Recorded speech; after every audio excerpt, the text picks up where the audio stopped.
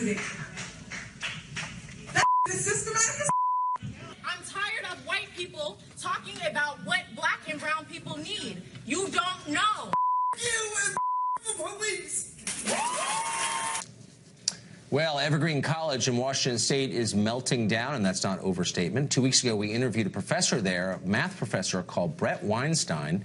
He's a liberal who's been overwhelmed by the left. He had a mob of students demanding he be fired because he refused to leave campus for a day because he was white. They demanded he leave, and he said, no, I don't think so. Now at least 60 Evergreen faculty and staff have signed a letter supporting the students against the professor.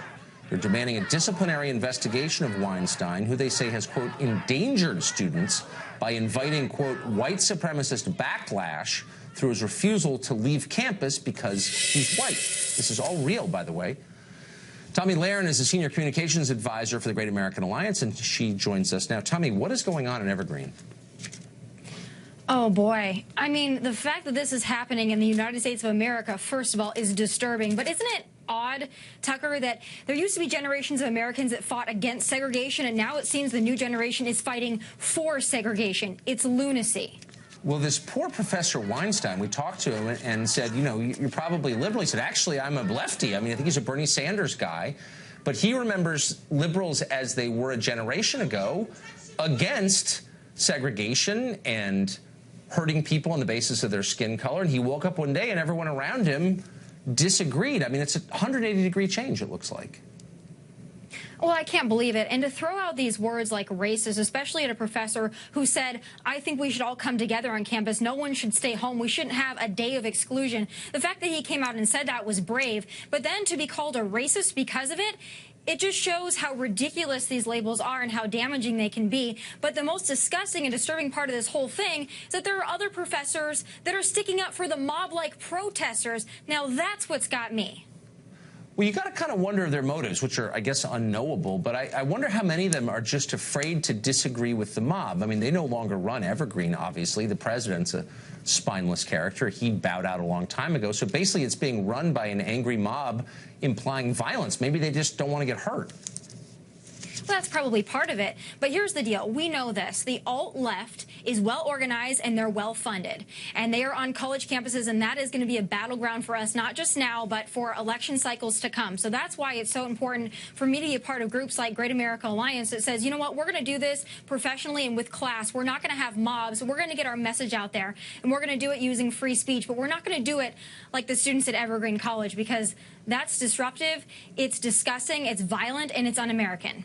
Where's the Civil Rights Division at the Justice Department? I mean, if you had any other college where a mob of students were implying physical violence, threatening someone because of his skin color, and you had faculty doing the same, I mean, shouldn't there be a civil rights investigation of this? Where's the state senate in the state of Washington? Where's the governor? Where's the mayor of Olympia? Like, where are the authorities here exactly? Everyone is afraid to speak out, because if they speak out against this, they are labeled a racist. Everyone is so afraid of being labeled a racist, so they've got the power then. It's the alt-left, it's mobs like this that have the power, and they hold the power. And I also hold the mainstream media accountable for that as well. The mainstream media needs to be coming out and saying, this is crap. And until they do that, groups like this feel justified and validated for this kind of activity, and it's disgusting. But when people start becoming fearless enough to stand up, that's when this stuff will end, but not until then. I agree with that completely, and I wonder how long they think it's going to be before the mob comes for them, since the revolution always eats itself. I mean, seriously, well, you really think you buy a pass by nodding in agreement with the mob? No, you never do. Oh, no, of course not. And, you know, these individuals, they claim to be sticking up for civil rights. They claim to be social justice warriors, and they act like this. I mean, that video that's been posted on YouTube is appalling. Anyone, can you imagine being a parent right now ready to send your child to college? Can you imagine being a parent of a conservative student ready to send them to college? Can you imagine what that must feel like? Can you imagine being an alum getting a phone call from a fundraiser saying, hey, why don't you give some money to a college? Any college? Other than Hillsdale? No way! Tomi Lahren, thanks a lot for coming on tonight. Of course. Thanks for having me.